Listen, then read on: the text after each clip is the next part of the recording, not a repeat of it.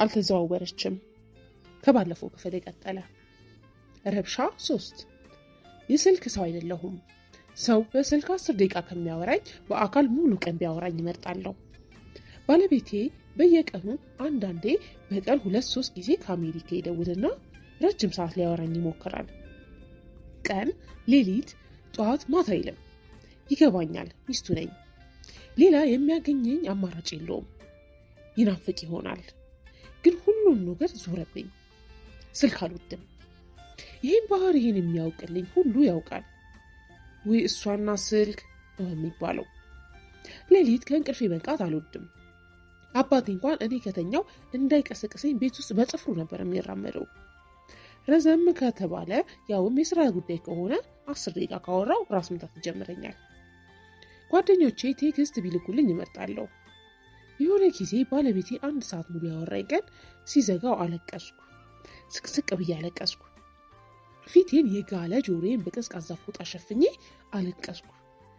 ጩሂ ያለኝ እርግማን ነው ይሄ። ምንም በነፍስም በስጋም የሚቀራረብ ሌላ ነገር የሌለን ሰዎች ምን አይነት ነገር ነው ያገናኘን? ባህሪው ጥሩ ይሁን አይሁን የራሱ ጉዳይ። ለምሳ ወጥቼ ነው ብሎ በደረቅ ሌሊት ይደውላል። አይምሮዬ ሌሊት ነው እና ስለ ምሳ ማሰብ አይችልም። ባሌ በሌሊት ምሳ የሚበላ ፍጡር ነው? አይ አሜሪካ የምሳ ሰዓት ነው ላለው ለራሴ። ይሁና በዚህ ሰዓት የሆነ ነገር እያላመጠ የሚያወራ ሰው በእንቅልፍ ልብ መስማት ያቅለሸልሻል። ስልኬን ከዘጋው በኋላ ስልክ ዋናው ቤት ደውሎ ደህና አይደለችም እንዴ ይላል። እየተንጋጉ መጥተው በደረቅ ሌሊት በሬን ያንጓጓሉ። የሩቅ ትዳር እርግማን ነው። ዝም ብሎ ሲያወራ ሬዲዮ ይመስለኛል። ስሜን የሚጠራ የሆነ ዜና አንባቢ ማሂየኔ ማር አጠራሩ እየዘጋኛል። የስጋን መራራቅ በወሬ ሊሞላው መጣር እንዲያውም ሌላ ነገርም ያምረዋል። በስልክ ስለ ሴክስ ማውራት ምናምን። በራሴ ያዝናለሁ። በምርጫዬ ድድብና ራሴን እረግማለሁ። አዲስ አበባ የተቀመጠ የከሰል ፍም አሜሪካ በረዶ ላይ ተቀምጦ ሊሞቅ እንደሚታገል ሰው ምን ምስኪን አለ። እንዲህ አይነት ህይወት የእሱ ችግር አይደለም፣ ድድብናዬ ነው። ከአንድ አብርሃም ለመሸሽ አሜሪካ ድረስ መሮጥ ምንድን ነው? ፈረስ ጭኖ ጦር አሰልፎ አሳደደኝ። ቆይ ባላገባስ? እዚህ መስሪያ ቤት ስንት የሚመኙኝ ወንዶች ነበሩ። አንድ ወንድ ስለገፋኝ ስንት ሚሊዮን ህዝብ የሚኖርባትን ሀገሬን፣ ስራዬን፣ ፀሐይን፣ ሰፈሬን፣ ሜክሲኮን፣ አዲስ አበባን ትቼ መፈርጠት አልተጋነነም? ምን አይነት ፈሪ ብሆን ነው? አስባለሁ። ስለ አብርሽ አስባለሁ። ከፍተኛ በስልክ ያወራኝ ያውም ረጅም አሞይ ሊጠይቀኝ የደወለ ጊዜ ነበር። 5 ደቂቃ ቢሆን ነው። ከፊልድ ስመለስ ታመምኩኝ። በአጋጣሚ ሲደውል መታመሜን ነገርኩት። ሆስፒታል ሄድሽ? አልሄድኩም። ተዘጋጂና ጠብቂኝ፣ መጣሁ፣ እንሄዳለን። በቃ ትዕዛዝ ነበር። ሆስፒታል የማልወድ ልጅ ተዘጋጅቼ ጠበቅኩት። አብሬው መሄድ ነበር ያስደስተኝ። በኮንትራት ታክሲ መጣና ወሰደኝ። ከዚያን ቀን ተደስቼ አላውቅም። ሁልጊዜ በታመምኩ ብዬ እስከመመኝ። ከእኔም የባሰ ስልክ የማይወድ ሰው ነበር። ለምንድን ነው ግን ያላገባኝ? ወይስ የምፈልገውን ለማግኘት እንዴት መዋጋት እንደነበረብኝ አላወቅኩም። ሰላም ውልብ ሲል መቼም ሁሉም ሰው ላይ ለአፍታም ቢሆን ከዚህ ዓለም ሁካታ ራሱን የሚደብቅበት ቦታ ይኖረዋል።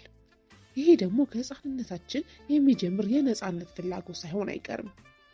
ለዛ ሳይሆን ይቀራል ህፃናት በየአልጋና ጠረጴዛው ስር የራሳቸውን ዓለም ፈጥሮ ቁጭ የሚሉት። ባለቤቴ ዮናስ ከማያቋርጥ የወሬ ጎርፍ በአንዱ ስለ መርካቶ አውርቶኝ ነበር።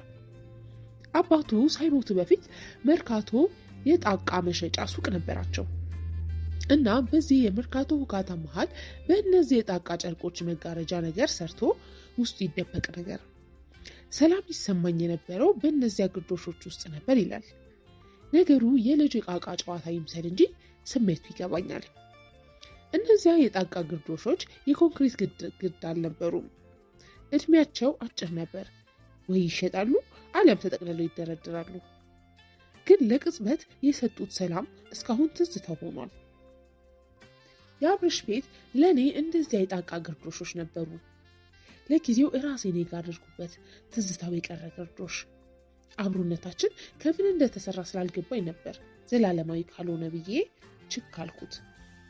ወይ እሱ በእኔ ውስጥ ተደብቆ ነበር፣ አሊያም እኔ በሱ ውስጥ ተደብቄ ነበር። እቃቃው ፈረሰ ሲባል የኔ ነፍስ የእቃቃውን ሕግ ጥሳ ተነጫነጨች። ፍቅር እፍርታም አደረገኝ። በዚህ ሁሉ የህይወት ረብሻ መካከል በጣት የሚቆጠር የሰላም ጊዜ የነበረኝ እርሱ ጋር ነው። እዚያ ቤት ነበርና ዛሬም ቢሆን በራሴ አልፈርድም። ለምንድን ነው ማንም በቀላሉ ሊያደርገው የሚችለውን ቀለል ነገር ሁሉ እሱ ሲያደርገው እንደ ትልቅ ተአምር፣ እንደ ትልቅ ታሪክ ነፍሴ ውስጥ ታትሞ የሚቀረው? በእነዚህ 4 ዓመታት የማይረሱኝ እስካሁን ሳስባቸው ልዩ ስሜት የሚሰጡኝ ጊዜያት ነበሩ። ጥቂት ናቸው፣ በጣም ጥቂት። የሆነ ቀን ሲደውልልኝ ፔሪድ ላይ መሆኔን ነገርኩት። ፔሪድ ላይ ሲሆን በተለይ የመጀመሪያዎቹ 2 ቀናት ስቃይ ነበሩ። እሱ ቤት ከሄድኩ የግድ አብረን መተኛት እንዳለብን አይምሮዬ አምኖ ነበርና ፔሪድ ላይ ከሆንሽማ ሌላ ጊዜ እንገናኛለን እንደሚለኝ ነበር ያሰብኩት። እና መምጣት አትችይም አለ ግራ ገብቶት። መምጣትማ እችላለሁ ግን ሳቀና ችግር የለውም እኔና እዚህ አርፈሽ ተጫውተሽ ትሄጃለሽ፣ አሪፍ ምሳ ሰርቼ እንደምታውቂው ሙዚቃም አለ አለኝ። የዚያ ቀን ለምን እንደዚያ ተለማመጠኝ እላለሁ። ምናልባት የሆነ ብቸኝነት ተሰምቶት ይሆን አላውቅም። በቤት ውስጥ ክደርስ ሳውሮ ስጄ በቦርሳዬ የያዝኩትን ቢጃማ ለብሼ ጋደም አልኩኝ። የሚስትነት ስሜት እስከሚሰማኝ ተንከባከበኝ። ምሳ በላን፣ ሻይ አፈላልኝ።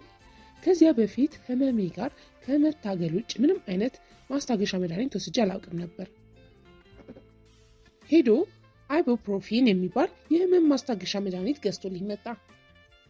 አጠገቤ ቁጭ ብሎ ስለ ጽሁፎቹ አዲስ እየጻፈ ስለነበረው መጽሐፍ አወራኝ። እንደዚያ ቀን ረዘም ላለ ጊዜ አውርቶኝ አያውቅም። ከምሳ ሰዓት ጀምሮ እስከ ምሽቱ 1 ሰዓት አካባቢ ከአጠገቤ አራቀም። የተሰማኝ ምቾትና ሰላም እስካሁን ውስጥ ያለ እንደ ውብ ስሜት ነበር። የዚያ ቀን እሱ ጋር ማደር ፈለግኩ። ሁልጊዜ ቤቱ ማደር ፈልግ ነበር። እሱ ደግሞ በግልጽ ማይ ሰላም፣ አብረሽኝ ብታድሪ በጣም ነው ደስ የሚለኝ፣ ግን ያላገባሽው ሰው ቤት በጭራሽ ማደር የለብሽም ይለኛል። ምንድነው ፍልስፍና እላለሁ።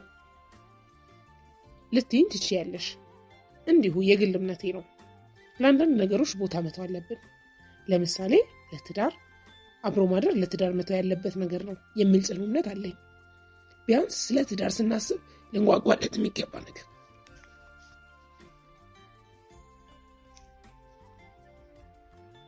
መተው አለብን ስንጋባ ለመጀመሪያ ጊዜ ያደረግን የምንለው ነገር ቂላቂል ሀሳብ ይመስላል፣ ግን ለምን እንደሆነ እንጃ ማደር የሚባለው ነገር በቀላሉ ማየት አልችልም ይለኛል።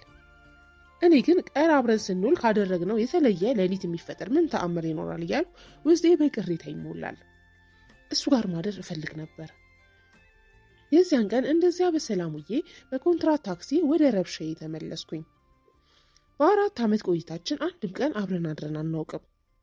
ታዲያ ባለቤቴ ዮናስ ጋር ለመጀመሪያ ጊዜ ሐዋሳ አብረን ስናደር ያኔ ገና አልተጋባንም። በነገሮች ብረባበሽም እንደ ትልቅ ተአምር ነበር ያየሁት። እሱ ጋር ማደሪን ሳይሆን ወንድ ጋር ማደሪን። እንደዚህ የመሳሰሉ የሰላም ውለታዎች እንደ ትልቅ ትዝታ በየቀኑ አይምሮዬን ይሞሉታል። እንደ ጣቃ እየተተረተሩ የሚያልቁ ግርዶሾች።